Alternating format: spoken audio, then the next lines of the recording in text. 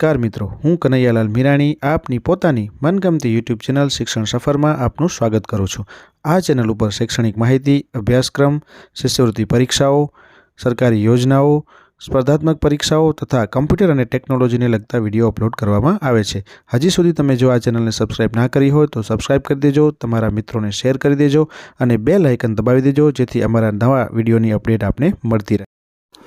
चलो नमस्कार मित्रों, आज આપણે प्राथमिक शिष्यवृत्ति परीक्षा એટલે કે पीएससी परीक्षा જે ધોરણ 6 ના વિદ્યાર્થીઓ માટે લેવાય છે એના ગણિત વિષયના જે અગત્યના પ્રશ્ન છે એના જવાબો સાથેનું સોલ્યુશન છે એ આપણે આજે આ વિડીયોમાં જોવાના છીએ। તો તમે જો હજી સુધી આ ચેનલને સબસ્ક્રાઇબ ના કરી હોય તો સબસ્ક્રાઇબ કરી દેજો અને સાથે સાથે તમારા મિત્રોને પણ આ વિડીયો શેર કરી દેજો જેના કારણે એમને પણ આ પ્રશ્ન સરળતાથી મળી રહે। તો ચાલો આપણે શરૂઆત કરીએ હવે પ્રશ્નોની। પહેલો પ્રશ્ન, કયા મૂળાક્ષરમાં ખૂણો રચાતો નથી?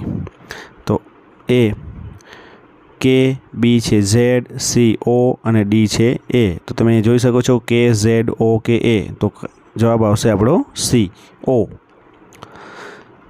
એમાં ખૂણો રચાતો નથી। ચલો બીજો પ્રશ્ન છે, કી શબ્દમાં કુલ કેટલા ખૂણાઓ છે? के ई वाय आ शब्दनी अंदर कुल केटला खूणाओ तमने आपेला छे तमे जोई शको छो। ए 7, बी 8, सी 9 के पछी डी 10 केटला खूणा छे तमे आनी अंदर छे गणी लेजो तो तमने ख्याल आवी जशे। एटले डी 10 खूणाओ छे रचाय छे। चलो त्रीजो प्रश्न, एक विमान सवारे 9:25 कलाके अमदावादथी नीकळी अने 11:45 कलाके मुंबई पहोंचे छे तो विमान केटला समयमां मुंबई पहोंच्युं हशे? तो तमने अहींया कने समयने लगती बादबाकी छे ए आपेली छे। समयने लगती बादबाकी है तमे सरलताथी करशो एटले तमने आ समझाई जशे। चलो पहलो प्रश्न आपणे ऑप्शन जोई लईए। ए 2 कलाक 30 मिनिट, बी 2 कलाक 20 मिनिट, सी 3 कलाक ने 40 मिनिट અને डी 2 कलाक ने 45 मिनिट। तो જોઈ શકો છો આપણો સાચો જવાબ આવશે એ 2 કલાક 30 મિનિટ। અહીંયા કને એ નહીં આવે પણ તમે અહીંયા કને ગણતરી કરી લેજો એટલે એક્ઝેક્ટ તમને શું જવાબ આવશે એ ખ્યાલ આવી જશે। ચોથો પ્રશ્ન, કાટકોણના ખૂણાનો ત્રીજો ભાગ કેટલો થાય? કાટકોણના ખૂણો જે છે કેટલાનો હોય અને એનો ત્રીજો ભાગ કેટલો થાય? તો એ 60, બી 30, સી 45 કે ડી 75। તો તમારે કાટખૂણો કેટલાનો હોય ખબર હોવી જોઈએ અને એના આધારે એનો ત્રીજો ભાગ કરશો તો તમને એનો સરળતાથી જવાબ મળી જશે। તો જવાબ આવશે આપણો બી 30। કાટખૂણો કેટલાનો હોય છે એ કમેન્ટ સેક્શનમાં જઈને કોમેન્ટ કરીને જણાવજો। પાંચમો પ્રશ્ન છે, બપોર પછી 4 કલાક 5 મિનિટને કઈ રીતે લખવામાં આવે છે?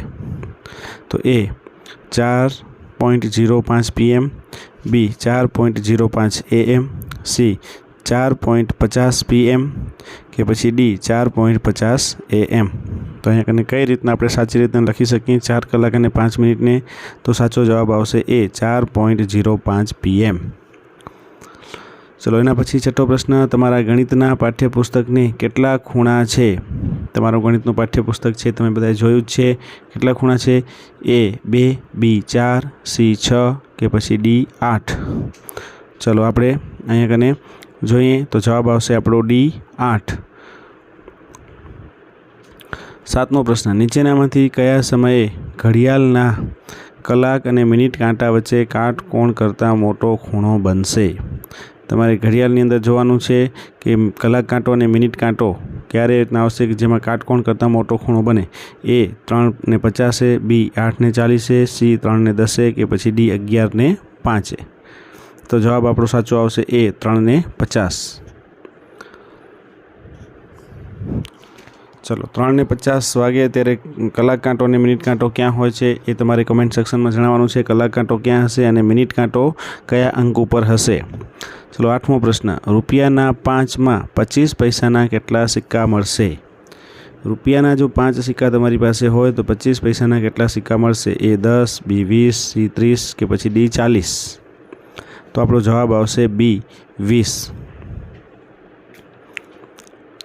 चलो एना पछी आपणे नेक्स्ट प्रश्ननी वात करीए। नवमो प्रश्न, जेमां 3 रुपया अने 24 रुपयानो केटलामो भाग छे? 3 रुपया ए 24 रुपयानो केटलामो भाग छे? જ્યારે ભાગ તમને કહેવામાં આવે ત્યારે જે સંખ્યા આપેલી હોય એનો તમારે સીધો ભાગાકાર કરવાનો થશે। ચલો એ ત્રીજો, બી ચોથો, સી છઠ્ઠો કે ડી 8મો? તો અહીંયા કને 24/3 કરશો એટલે તમારો જવાબ મળી જશે ડી 8મો। ચલો તો 8મો જવાબ આવશે અને તમારે સીધો ભાગાકાર કરવાનો છે 24/3। ચલો એના પછી નેક્સ્ટ 10મા પ્રશ્નની વાત કરીએ તો એક દિવસના 24 કલાક છે તો દિવસનો અડધો ભાગ એટલે કેટલા કલાકનો થાય? તો એક દિવસ છે 24 કલાકનો છે તો એનો અડધો ભાગ કરવાનો છે એટલે કે અડધા કરવાના છે. તો આપણે ઓપ્શન જોઈએ A 10, B 13, C 12 કે પછી D 11. તો આ ઓપ્શનમાંથી સાચો ઓપ્શન આવશે આપણો C 12.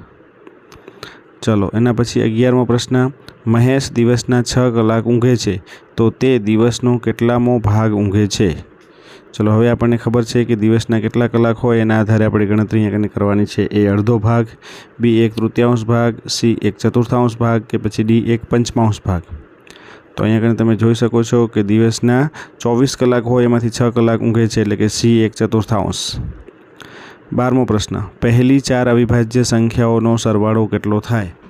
તમારે અહીંયા પહેલી 4 અવિભાજ્ય સંખ્યાઓ લેવાની છે, એનો સરવાળો કરવાનો છે. તો ચલો આપણે જોઈએ A 11, B 17, C 10 કે પછી D 12.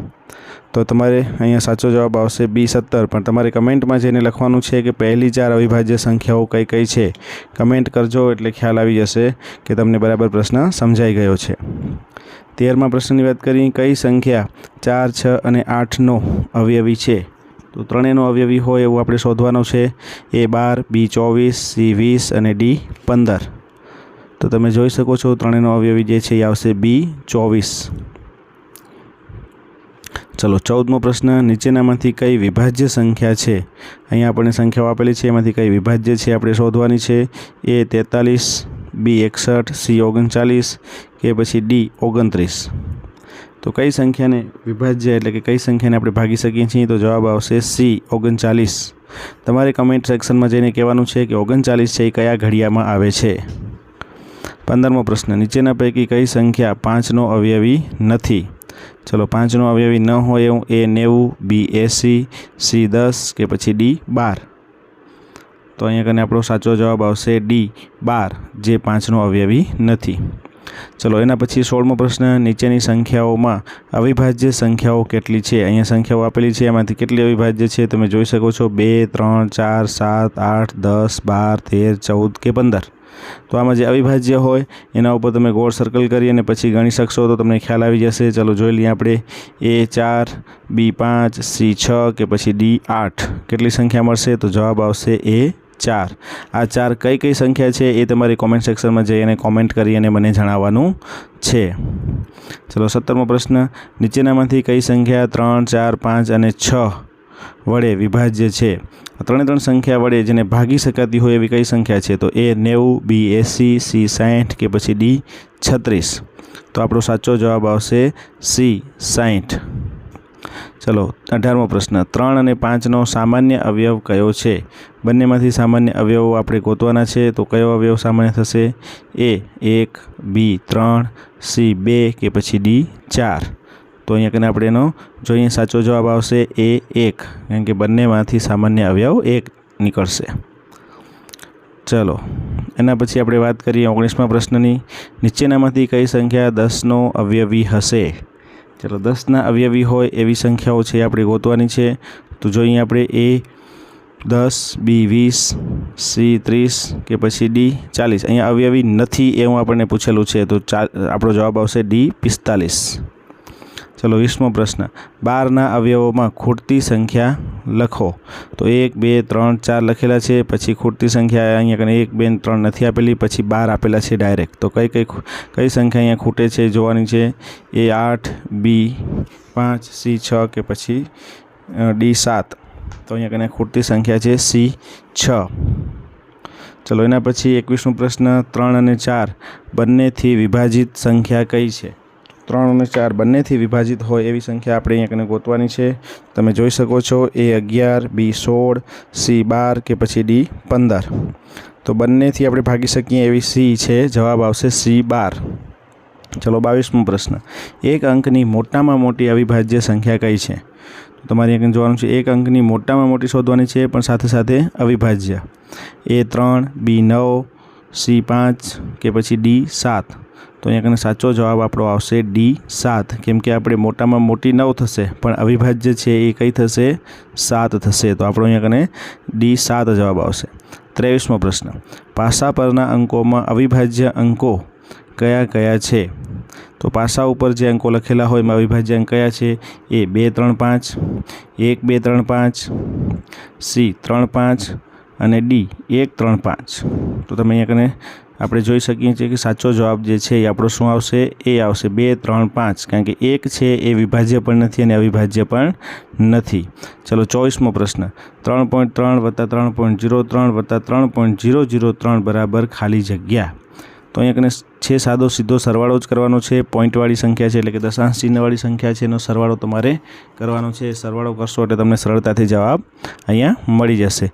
આપણે ઓપ્શનો જોઈ લઈએ. એ 3.333, પછી બી 33.3003, 41.3333 અને 9.333. તો સાચો જવાબ આવશે આપણો 9.33 અને 3. ચલો એના પછી 25મો પ્રશ્ન જોઈએ આપણે. મહેશે રૂપિયા 105.50ની ચા અને રૂપિયા 110.50ની ખાંડ ખરીદી. જો તેણે કુલ રૂપિયા 300 આપ્યા હોય તો તેને કેટલા રૂપિયા પરત મળશે? અહીંયા તમને સરળ એકદમ સરવાળા અને બાદબાકી આપેલા છે. એના પોઈન્ટવાળા સરવાળા બાદબાકી તમને આવડતા હોય તો તમે ગણી શકો છો. એ 80, બી 83, સી 82 કે પછી ડી 84. તો સાચો જવાબ આવશે ડી 84 રૂપિયા એને પરત મળશે.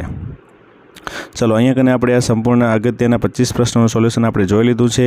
તમે અમારી ચેનલને સબસ્ક્રાઈબ કરી દેજો, વિડીયોને શેર કરજો અને લાઇક કરી દેજો, કમેન્ટ કરજો. ચલો ફરીથી પાછા નવા વિડીયો સાથે આપણે